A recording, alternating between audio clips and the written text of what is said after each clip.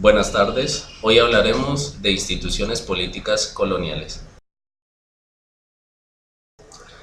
Lo primero para poder entender las instituciones políticas coloniales es saber qué pasó en la época colonial. En América, del periodo colonial, el virrey era el representante del rey. Ellos gobernaban en su nombre extensos territorios llamados virreinatos. Debían mantener la autoridad española, preocuparse de la defensa de la región a su cargo y de la expansión de la fe católica. Una vez alcanzada la paz en gran parte del territorio, era imperativo otorgar un ordenamiento a la población, reglas que también consideraran la evolución de la sociedad y el desarrollo. Las instituciones políticas deben ser comprendidas como entidades u organismos relativos al gobierno y cuya tarea es brindar y mantener unas reglas fundamentales referidas tanto al orden político como a la vida social.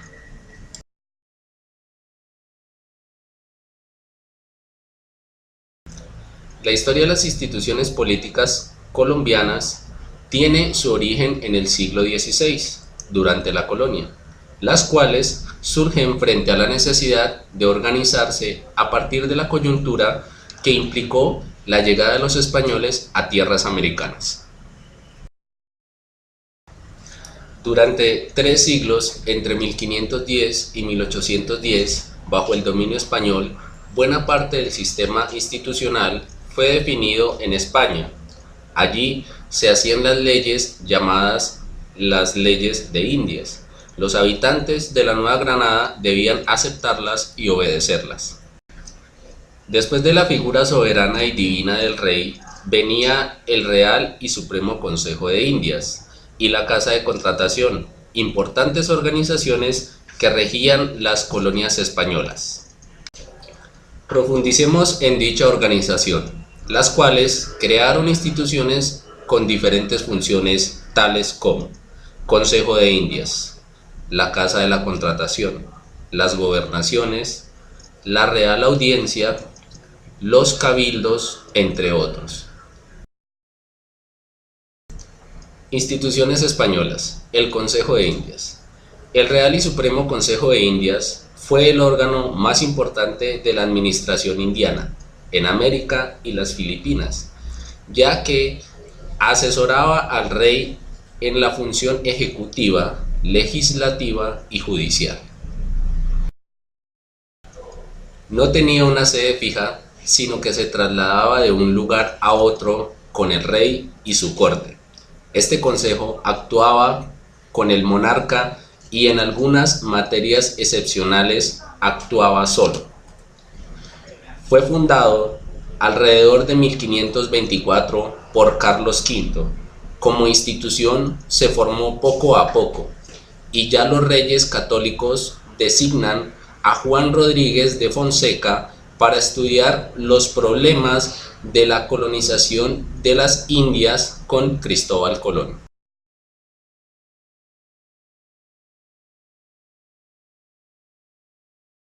En 16, cuando Carlos I se hace cargo de América, continúa existiendo esta junta y ya en 1524 pasa a llamarse definitivamente Consejo de Indias. Su primer presidente fue el Fray García de Loaiza, quien se convertiría después en arzobispo de Sevilla. Las reformas borbónicas de 1714, con la creación de los ministros de despacho, quitan las atribuciones administrativas y legales del Consejo de Indias. En 1717, el rey Felipe V crea una Secretaría de Marina e Indias, por lo que el Consejo va decayendo hasta que fue suprimido en 1802, luego nuevamente puesto en funcionamiento en 1814, cuando recupera la corona española Fernando VII, y definitivamente abolido como organismo asesor en 1834. La Casa de la Contratación fue creada en la ciudad. Pero acá dice La Casa de Contratación fue creada en la ciudad de Sevilla por España en el año 1503.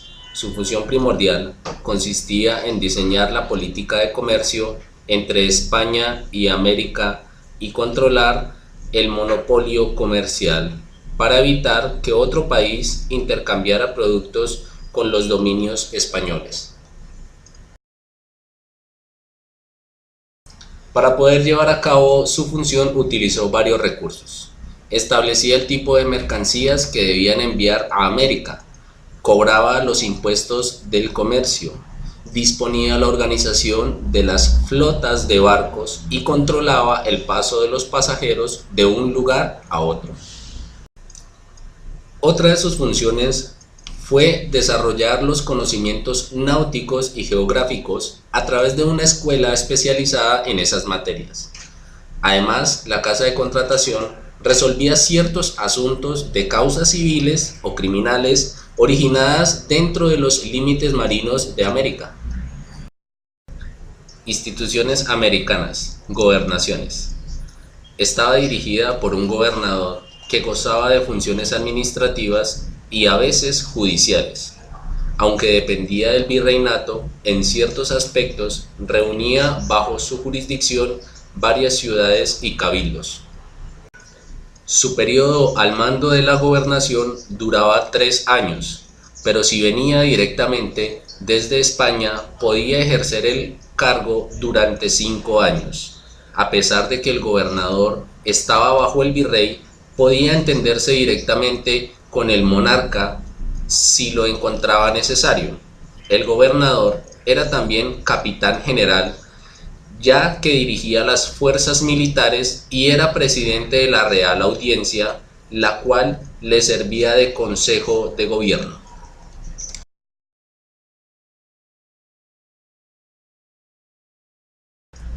Gobernaciones en el estado colonial. Santa Marta y Cartagena. Las gobernaciones de la colonia son en cierta forma las antecesoras de los actuales departamentos. En 1508 se crearon las de Urabá y Veragua. En 1524 Rodrigo de Bastidas capituló con la corona la gobernación de Santa Marta, la cual comprendía desde el Cabo de la Vela hasta la desembocadura del río Magdalena. En 1532 se concedió a Pedro de Heredia la de Cartagena, que comprendía desde la desembocadura del río Magdalena hasta el río Atrato. Estas gobernaciones constituyeron la base para la conquista española de gran parte del territorio colombiano. Gobernación de Popayán. A diferencia de Gonzalo Jiménez de Quesada, Sebastián de Belalcázar sí obtuvo recompensa por las tierras que conquistó. En 1540, la corona convirtió en gobernación el territorio que éste recorrió desde Pasto y lo nombró su titular. Belalcázar eligió a Popayán por capital, por lo cual su extensa gobernación tomó este nombre. Gobernación del Reino de Granada. Después de que la corona determinó que el territorio muisca correspondía a la gobernación de Santa Marta, el titular de esta, Alonso Luis de Lugo, se trasladó en 1543 al altiplano cundiboyacense a tomar posesión de sus dominios. De Lugo puso presos a los hermanos de Jiménez de Quesada y se hizo pagar una crecida suma de oro por los conquistadores españoles del altiplano, tras lo cual abandonó la región temeroso de la hospitalidad que habían despertado. hostilidad. De Lugo puso presos a los hermanos de Jiménez de Quesada y se hizo pagar una crecida suma de oro por los conquistadores españoles del altiplano, tras lo cual abandonó la región temeroso de la hostilidad que había despertado sus medidas de redistribución de encomiendas. Fue así como el nuevo reino dejó de depender de Santa Marta y pasó a convertirse en una nueva gobernación. Real Audiencia. La corona española designó a la Real Audiencia como el principal tribunal de justicia civil y criminal en América.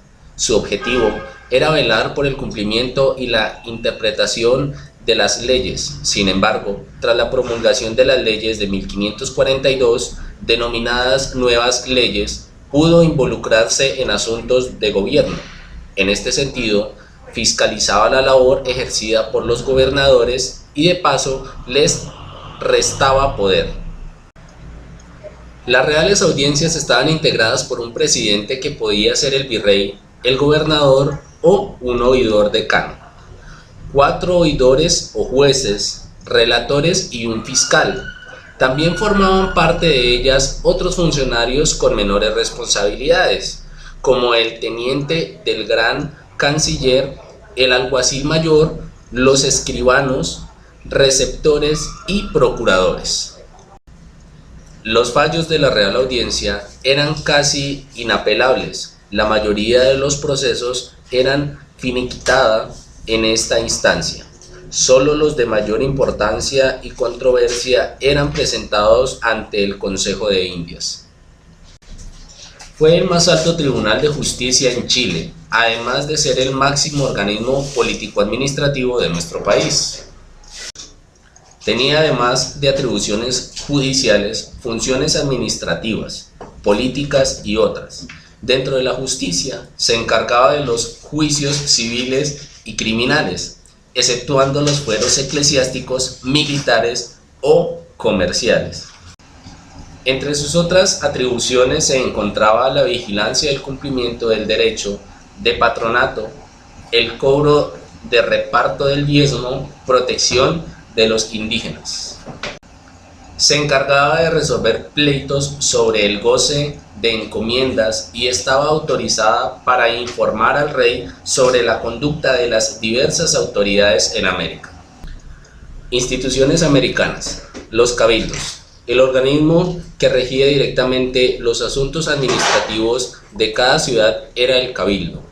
Velaba por los intereses de la comunidad e intentaba resolver los problemas que le afectaban en materias tan diversas como aseo, ornato, manejo de bienes públicos, etc. Dictaba normas para una buena convivencia y reglaba los precios de algunos productos de primera necesidad como el pan. Sin embargo, sus labores no terminaban ahí. Además de regular el correcto funcionamiento de los asentamientos, los cabildos representaban el parecer de los ciudadanos ante el rey. Si surgían controversias ante la implementación de alguna medida real, existía el derecho a súplica, a través de la cual se solicitaba al rey cambiar la disposición legal en cuestión. Otro derecho ciudadano era el de representación, donde se solicitaba la directa intervención real en asuntos que afectaban a la comunidad, o también se pedía la creación de instituciones que ayudasen a resolver los conflictos. Como ente regulador, además los cabildos administraban los terrenos fiscales, autorizando su uso comercial, y eran dueños del mercado, el matadero, los basurales. También velaban por el funcionamiento de la cárcel pública, la seguridad local y el orden público en general. Los cabildos abiertos estaban conformados por 12 personas, las cuales tenían los siguientes cargos y estaban distribuidas de la siguiente manera: 2 alcaldes, 6 regidores, 3 oficiales reales y el alguacil mayor. Las sesiones de los cabildos podían ser ordinarias o cabildo cerrado, en las cuales solo participaban los miembros regulares y trataban asuntos administrativos corrientes, como podían ser extraordinarias o cabildo abierto, para tratar asuntos de extrema importancia y en la cual participaban un gran número de vecinos. Además cumplía funciones judiciales, administrar justicia en primera instancia en lo civil y en lo criminal, funciones políticas, representaba al pueblo frente a las altas autoridades, gobernadores, virreyes, entre otros.